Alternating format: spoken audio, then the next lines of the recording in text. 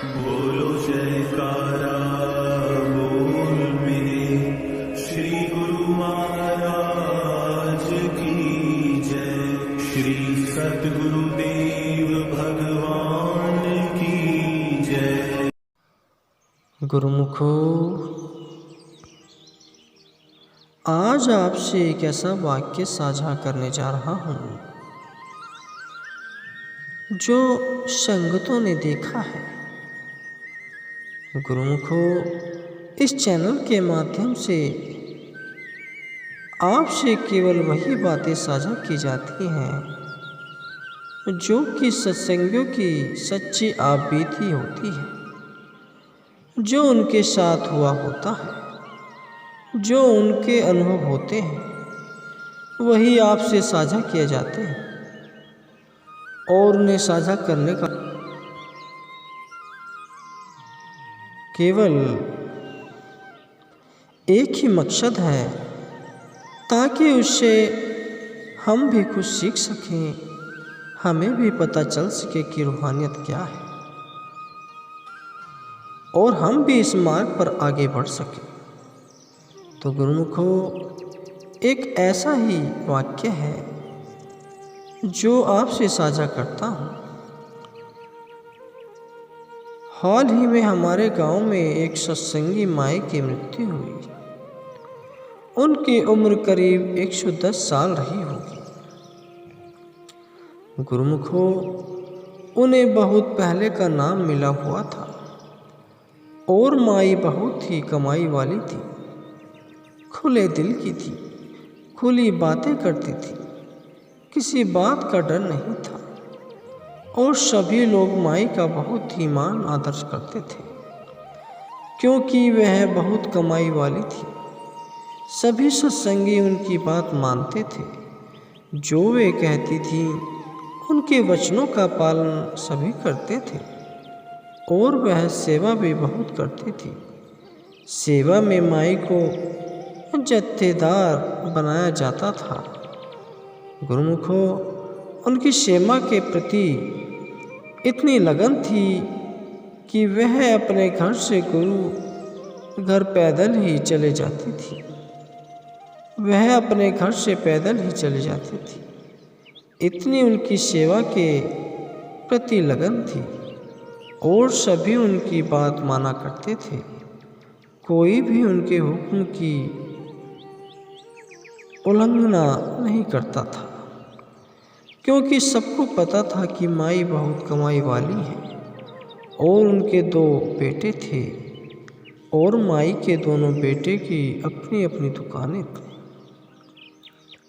माई अपने बच्चों को भी कहा करती थी कि नाम ले लो, लेकिन उनका रुझान दुनिया की तरफ था, अपने बिजनेस की तरफ था, दुकानों की तरफ था, इसलिए वह इन बातों पर गौर नहीं करते थे।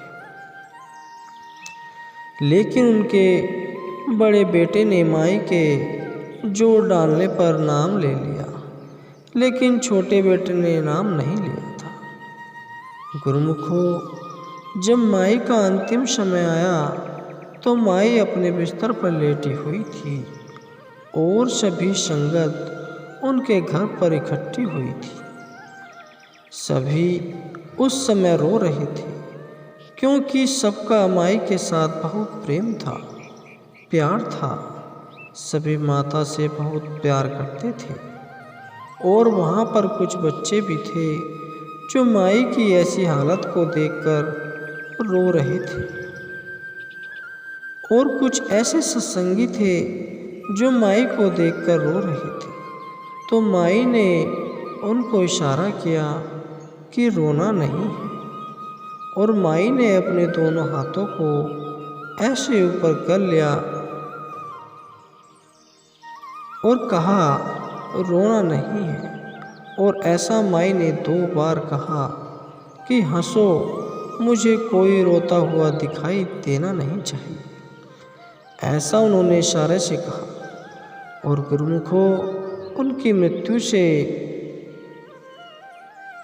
10 मिनट पहले उनकी आवाज़ चली गई, वह चुप हो गई और जो भी वह कहती थी इशारों से कह रही थी, इशारों इशारों में सब बता रही थी। और माई कह रही थी कि हंसो, कोई रोता हुआ नहीं दिखना चाहिए। तो माई की यह बात मानकर कुछ सत्संगी हंसने लग पड़े और माई के चेहरे पे एक अजीब सी मुस्कान थी और माई बहुत खुश लग रही थी और माई की खुशी का कोई ठिकाना नहीं था।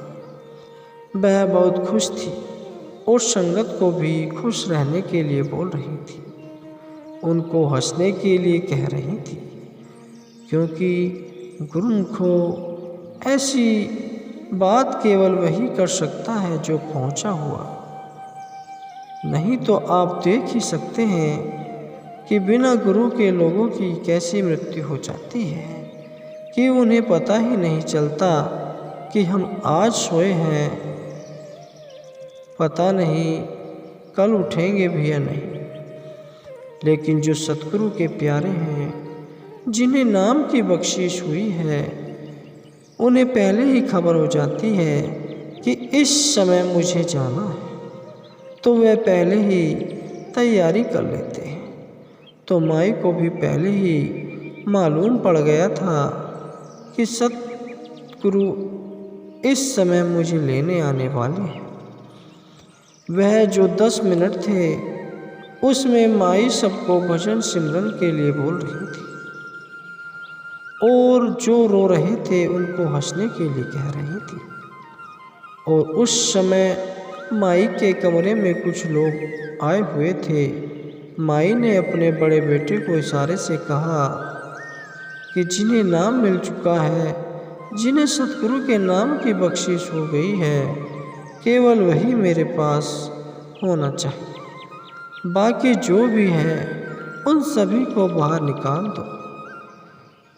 मेरे कमरे में केवल वही रहना चाहिए जिसे नाम की बख्शिश हुई है।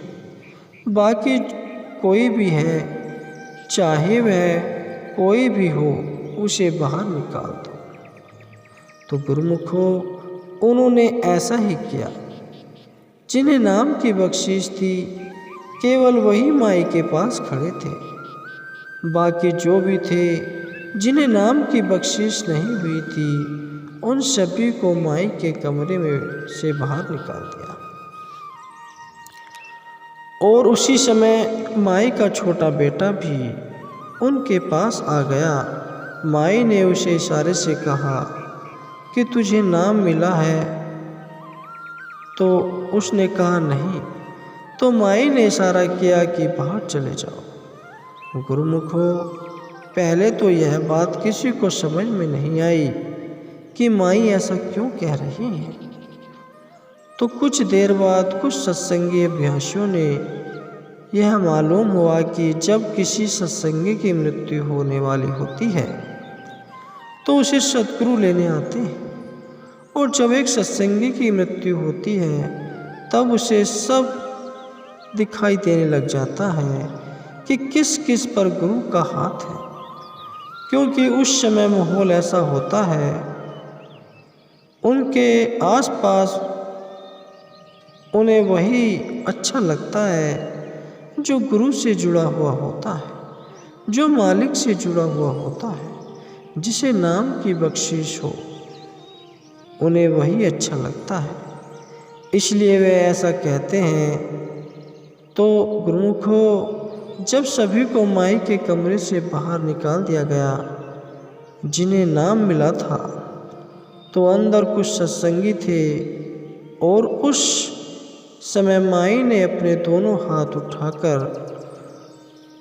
ऊपर उठाकर, क्योंकि उनके जाने का समय हो गया था, अब 2-3 मिनट ही बचे थे, तो माई ने दोनों हाथ ऊपर उठाकर और दोनों हाथ जोड़े और सभी से विदा ली और अपनी आंखें बंद की और प्यार भरी मुस्कान के साथ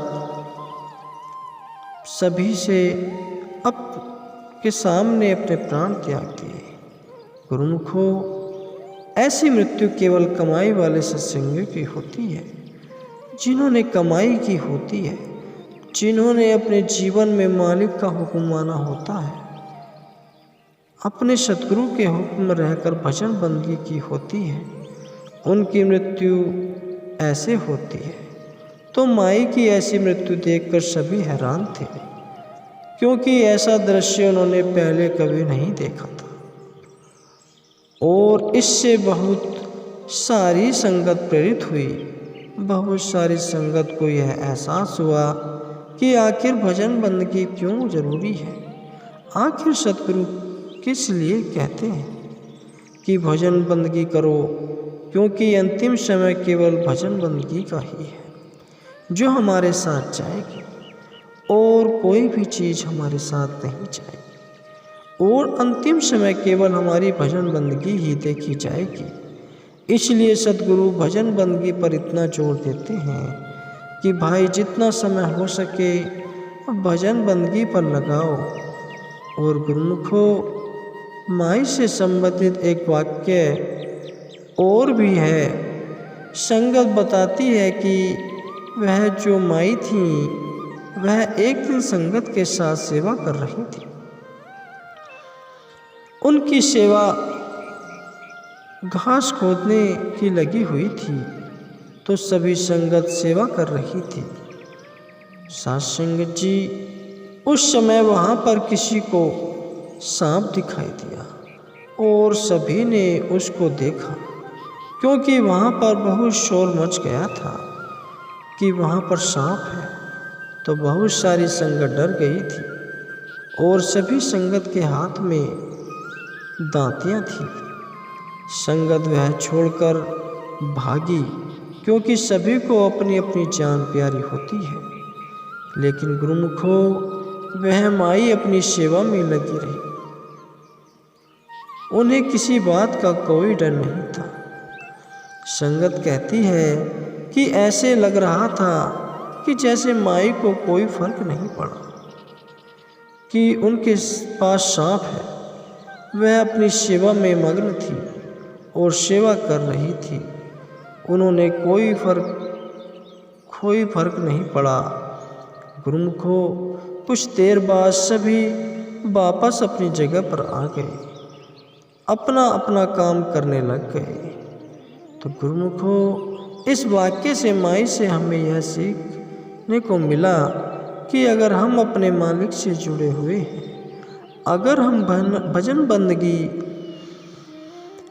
करते हैं, पूरा समय देते हैं, तो किस बात की चिंता करनी, क्योंकि हमारी संभाल तो मालिक कर रहा है।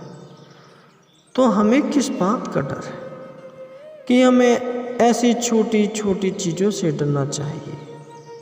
गुरुमुखों, जो ऐसे अभ्यासी हैं, जो ऐसे कमाई वाले हैं, वह किसी बात से डरते नहीं, क्योंकि उन्हें पता है कि उनकी संभाल मालिक खुद कर रहा है। तो वह निडर होते हैं और मालिक के भाने में रहते हैं। और उनका ऐसा विश्वास देखकर हमें भी यही प्रेरणा लेनी है कि हमें भी उनके जैसा बनना है। हमें भी भजन बंदगी करनी है, नाम की कमाई करनी है, ताकि हमारे अंदर भी वह विश्वास आ सके जो उनके अंदर है। गुरुमुखों, सभी को माई से बहुत कुछ सीखने को मिला, और इसलिए सभी संगत उनसे बहुत प्यार करती थी। और आज भी कुछ संगत उनको याद कर रोने लगती है। तो गुरुमुखों, ऐसे कमाई वाले जीवों का इस संसार पर नाम अमर हो जाता है, जो मालिक के साथ जुड़े होते हैं, जो उनकी भजन बंदगी करते हैं और उसके भाने में रहते हैं। फिर लोग उन्हें याद करते हैं, क्योंकि ऐसे जीव बार बार नहीं